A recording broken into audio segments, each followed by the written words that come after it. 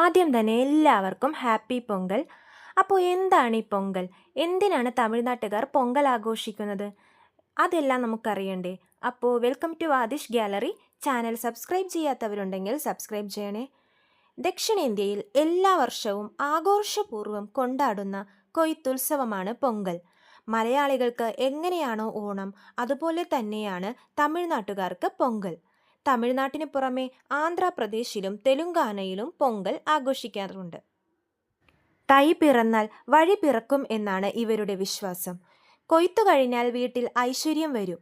കുമ്മിയടിച്ചും പാട്ടുപാടിയും തമിഴ്നാട്ടുകാർ ഈ ആഘോഷം ആഘോഷിക്കുന്നു. പ്രകൃതിയും മനുഷ്യനും മൃഗങ്ങളും കൃഷിയും ഇഴചേർന്ന തമിഴ് കാർഷിക സംസ്കാരത്തെ പ്രതിനിധാനം ചെയ്യുന്ന ആഘോഷമാണ് പൊങ്കൽ. തമിഴ് ജനതയുടെ ഏറ്റവും വലിയ ആഘോഷം.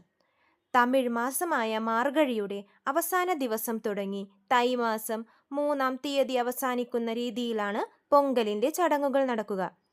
നല്ല വിളവ് ലഭിക്കാൻ ഗ്രഹങ്ങളുടെ അധിപനായ സൂര്യദേവനെ പ്രീതിപ്പെടുത്തുന്നതിനായാണ് പൊങ്കൽ ആഘോഷിക്കുന്നത് എന്നാണ് വിശ്വാസം. നോർത്ത് ഇന്ത്യയിൽ മകരസംക്രാന്തി എന്നാണ് പൊങ്കൽ അറിയപ്പെടുന്നത്. 4 ദിവസം നീണ്ടു നിൽക്കുന്നതാണ് പൊങ്കലിൻ്റെ ആഘോഷങ്ങൾ. ഓരോ ദിവസവും വ്യത്യസ്തങ്ങളായ ചടങ്ങുകളാണ് ഈ പൊങ്കലിന് ഉണ്ടാവുക. സൂര്യദേവനെ പാൽ സമർപ്പിക്കുന്നതു മുതൽ പ്രസിദ്ധമായ ജല്ലിക്കെട്ട് വരെ ഇതിൽ ഉൾപ്പെടുന്നു. 4 ദിവസം നീണ്ടു നിൽക്കുന്ന ആഘോഷങ്ങൾ വ്യത്യസ്ത പേരുകളിലാണ് അറിയപ്പെടുന്നത്. ഭോഗിപ്പൊങ്കൽ, തൈപ്പൊങ്കൽ, മാട്ടുപ്പൊങ്കൽ, കാണും പൊങ്കൽ എന്നറിയപ്പെടുന്നു. ഇതിൽ ഓരോ ദിവസവും വ്യത്യസ്തമായ ചടങ്ങുകളാണ് നടക്കുന്നത്. ഇതിൽ ആദ്യത്തെ ദിവസമാണ് ഭോഗിപ്പൊങ്കൽ. മാർഗഴി മാസത്തിൻ്റെ അവസാനത്തെ ദിവസമാണ് ഇത് ആചരിക്കുന്നത്. കർഷകർ തങ്ങളുടെ ഭൂമിയിൽ നല്ല വിളവുണ്ടാവാൻ സഹായിച്ച മഴയുടെ ദേവനായ ഇന്ദ്രനെയും സൂര്യനെയും നന്ദി സൂചകമായി ഈ ദിവസം ആചരിക്കുന്നു. ഒപ്പം അടുത്ത വർഷത്തെ വിളവ് നന്നാകാൻ പ്രാർത്ഥിക്കുകയും ചെയ്യുന്നു. ഉപയോഗശൂന്യമായ പഴയ വസ്തുക്കൾ ഈ ദിവസം തീയിട്ട് കത്തിക്കും. തമിഴ്നാട്ടിൽ ഒട്ടുമിക്ക വീടുകളിലും കോലമിടുന്നത് ഒരു പ്രത്യേകതയാണ് ഈ ദിവസത്തിൻ്റെ. ചുവന്ന പൊടിക്കൊപ്പം അരിപ്പൊടിയും വെള്ളവും ചേർത്ത മിശ്രിതം ഉപയോഗിച്ച് കോലമിടും. സന്ധ്യാസമയം എല്ലാ വീടുകളും ദീപം കൊണ്ട് അലങ്കരിക്കുകയും ചെയ്യും. ഇതാണ് ആദ്യത്തെ ദിവസമായ ഭോഗിപ്പൊങ്കലിന് ചെയ്യുന്നത്. രണ്ടാമത്തെ ദിവസമാണ് തൈപ്പൊങ്കൽ. സൂര്യപ്പൊങ്കൽ എന്നും അറിയപ്പെടുന്നു. ഒരു പ്രത്യേക സ്ഥലത്ത് അടുപ്പ് കൂട്ടി പാലിൽ അരിയിട്ട് വേവിക്കുന്നത് ഈ ദിവസത്തിൻ്റെ പ്രധാന ചടങ്ങാണ്. അടുപ്പിന് ചുറ്റും കോലമിട്ട് അലങ്കരിക്കുകയും ചെയ്യാറുണ്ട്. കുടുംബങ്ങളിൽ അഭിവൃദ്ധി ഉണ്ടാവാൻ ഈ ചടങ്ങ് ആചരിക്കുന്നു. തമിഴ്നാട്ടിലെ സ്ത്രീകൾ പല സ്ഥലങ്ങളിലായി ഒത്തുകൂടിയാണ് ഇത് ചെയ്യുന്നത്. ഇതിനു പുറമെ അരി, കരിമ്പ്, പഴം, നാളികേരം തുടങ്ങിയവ സൂര്യദേവന് സമർപ്പിക്കുന്നതും ഈ ദിവസത്തെ പ്രത്യേകതയാണ്. എല്ലാ ചടങ്ങുകൾക്കും ശേഷം അതിനുപയോഗിച്ച സാധനങ്ങൾ ഉപേക്ഷിക്കുകയും ചെയ്യും. വിവാഹം കഴിഞ്ഞ് 1 വർഷം കഴിഞ്ഞ വധുവിൻ്റെ വീട്ടുകാർക്ക് വരൻ്റെ വീട്ടുകാർ പൊങ്കൽ പാത്രം, അരി, പുതിയ വസ്ത്രം തുടങ്ങിയവ തൈപ്പൊങ്കൽ ദിവസം സമ്മാനമായി നൽകും. ഇതാണ് രണ്ടാമത്തെ ദിവസമായ തൈപ്പൊങ്കൽ. ഇനി 3-ാമത്തെ ദിവസം നോക്കാം. അതാണ് മാട്ടുപ്പൊങ്കൽ. കർഷകരാണ് ഭക്തി നിർഭരം മാട്ടുപ്പൊങ്കൽ ആഘോഷിക്കുന്നത്.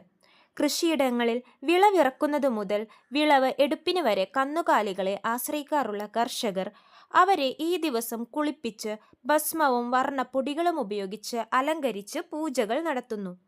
ശിവൻ തൻ്റെ വാഹനമായ നന്ദിയെ ശപിച്ച് ഭൂമിയിൽ എത്തിച്ചതിനെ തുടർന്നാണ് കന്നുകാലികൾ കർഷകരെ നിലമുഴാൻ സഹായിച്ചു തുടങ്ങിയത് എന്നാണ് വിശ്വാസം. കർഷകർ ഇതിൻ്റെ ആദര സൂചകമായി ഈ ദിവസം പൊങ്കൽ സമർപ്പിക്കുകയും ചെയ്യും. ഈ ദിവസമാണ് തമിഴ്നാട്ടുകാർ വിവിധ ഭാഗങ്ങളിൽ ജല്ലിക്കെട്ട് നടത്തിവരുന്നത്. ഈ ജല്ലിക്കെട്ട് കാണാൻ വേണ്ടി ഇന്ത്യയിലെ തന്നെ വിവിധ സ്ഥലങ്ങളിൽ നിന്നും നിരവധി ആളുകളാണ് ഇവിടെ ഒത്തുകൂടുന്നത്. എല്ലാവരും കേട്ടിട്ടുണ്ടാവും ഈ ജല്ലിക്കെട്ടിനെ പറ്റി. ഇതാണ് 3-ാമത്തെ ദിവസമായ മാട്ടുപ്പൊങ്കൽ. 4-ാമത്തെ ദിവസം കാണും പൊങ്കൽ എന്നറിയപ്പെടുന്നു. തമിഴ്നാട്ടിലെ ചില പ്രദേശങ്ങളിൽ കരിനാൾ എന്നും വിളിക്കുന്നു. സൂര്യദേവനുള്ള ആദര സൂചകമായി ശർക്കര പൊങ്കലും വിവിധ ഭക്ഷണ വിഭവങ്ങളും സമർപ്പിക്കാറുണ്ട്. ജീവിതത്തിലെ കഴിഞ്ഞുപോയ വർഷത്തെ മധുരിക്കുന്ന ഓർമ്മകളുടെ പ്രതീകമായി കരിമ്പും സൂര്യദേവന് സമർപ്പിക്കാറുണ്ട്. എല്ലാത്തിനും പുറമെ ഈ ദിവസം ബന്ധുക്കളും സുഹൃത്തുക്കളുമെല്ലാം ഒത്തുകൂടി സമ്മാനങ്ങളും കൈമാറും. ഭൂവുടമകൾ തങ്ങളുടെ കൃഷിയിടങ്ങളിൽ പണിയെടുക്കുന്ന തൊഴിലാളികൾക്ക് സമ്മാനവും നൽകും. തമിഴ്നാട്ടിലെ ഒട്ടുമിക്ക ഗ്രാമങ്ങളിലും ഈ ദിവസം പാട്ടും നൃത്തകലാപരിപാടികളും അരങ്ങേറും. ഇതൊക്കെയാണ് പൊങ്കൽ ദിവസങ്ങൾ 4 ദിവസത്തെ പ്രത്യേകതകളും ചടങ്ങുകളും. ഇനി നിങ്ങൾക്ക് ഞാൻ എന്തെങ്കിലും പറയാൻ വിട്ടുപോയിട്ടുണ്ടെങ്കിൽ അതൊക്കെ കമൻറ്റ് ബോക്സിൽ നിങ്ങൾക്ക് അറിയിക്കാവുന്നതാണ്. നിങ്ങളുടെ മധുരിക്കുന്ന ഓർമ്മകളും പൊങ്കൽ വിശേഷങ്ങളും ഞങ്ങളുമായി ഷെയർ ചെയ്യൂ. അപ്പോൾ ചാനൽ സബ്സ്ക്രൈബ് ചെയ്യാത്തവരുണ്ടെങ്കിൽ സബ്സ്ക്രൈബ് ചെയ്യണേ. നാളെ നമുക്ക് മറ്റൊരു വീഡിയോയുമായി കാണാം. എല്ലാവർക്കും നന്ദി.